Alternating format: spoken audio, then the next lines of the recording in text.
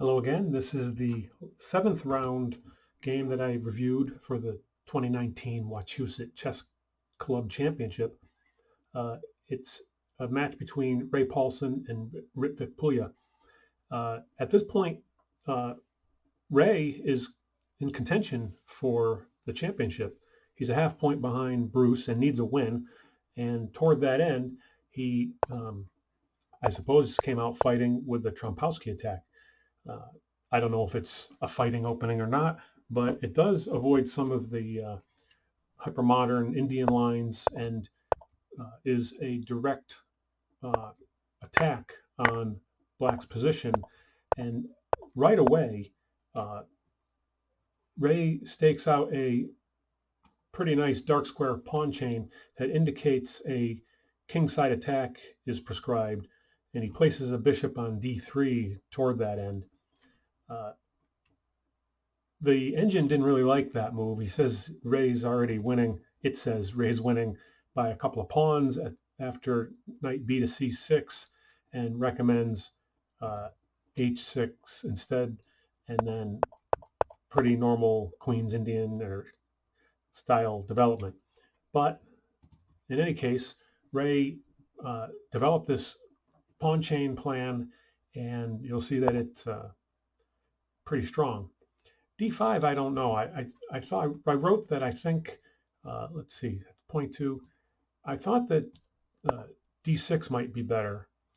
Apparently not according to the engine, with the idea that you want to start chipping away at this pawn chain, open up lines for Black's pieces, and then be able to defend the king side. But in this case, yeah, so 1.4. It's a little better to have done that. But what happens is uh, you can see that this bishop really has no easy way to get over here to the king side in defense. This knight is never really in play. And so the fight is on.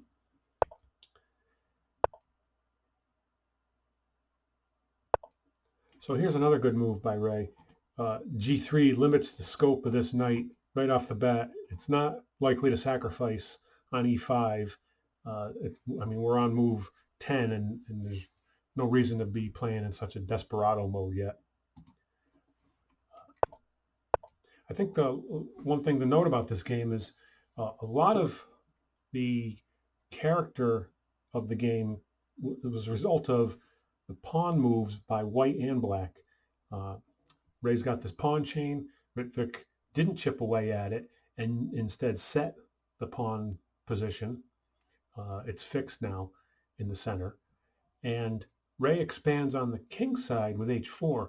This is pretty common now, but still, with a knight on g6, it's going to make that knight overworked.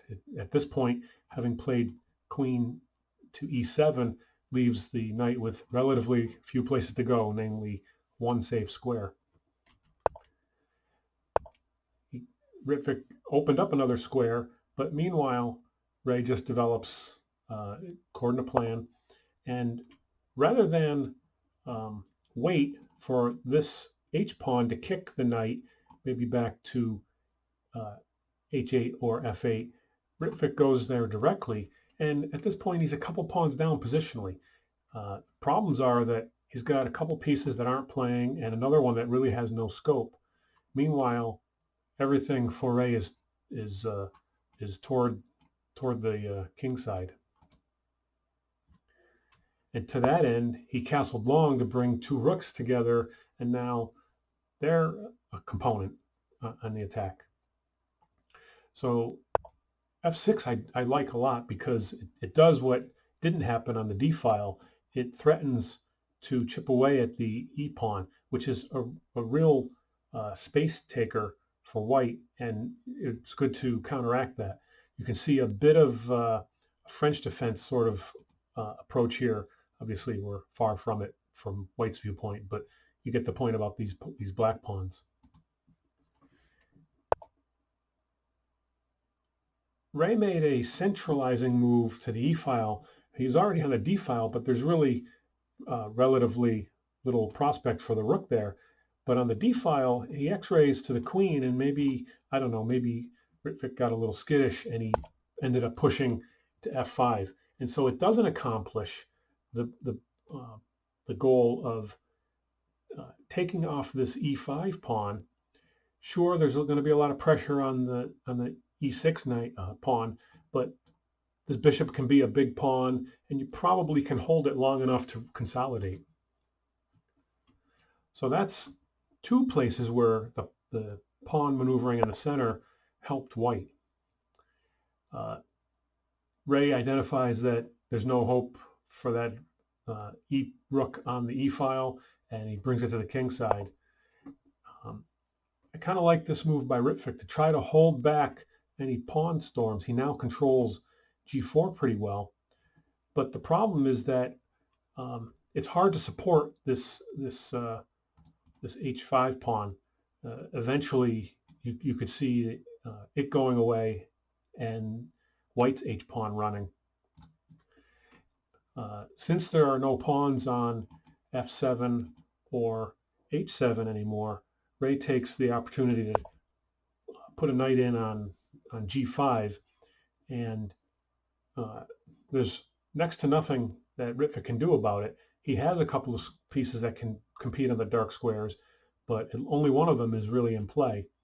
And instead of trying to compete with that knight, he just brings the knight to g6.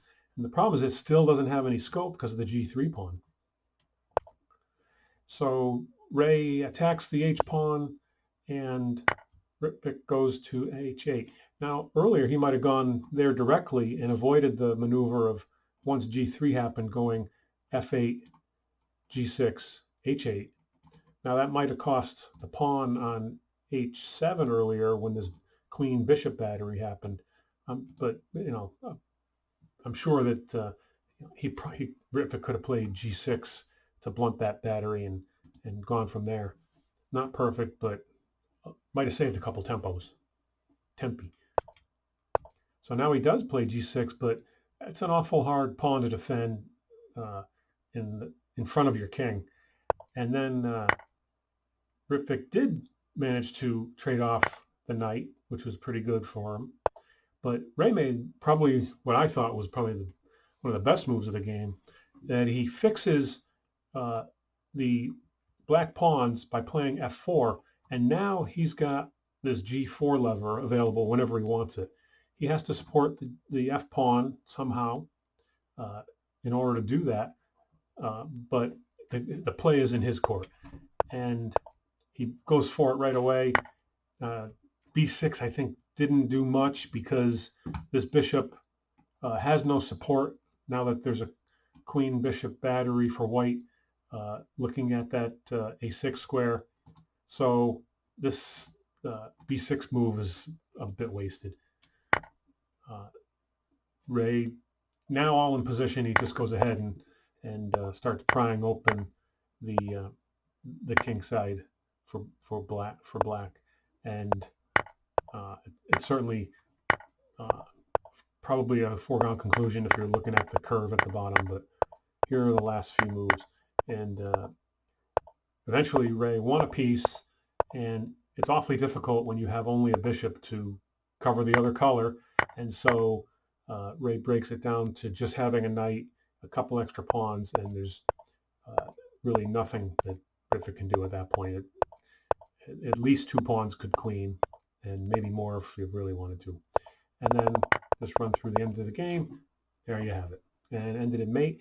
As a result, Ray won that last round. He lost his first game of the tournament, and then proceeded to win 6 in a row. So a really solid comeback and good tournament for Ray to put him in contention for the championship, all depending on what happened in the game between Bruce Felton and Larry Gladding. Larry had white, and that was a really good game as well. So that's it for me, and thanks for watching.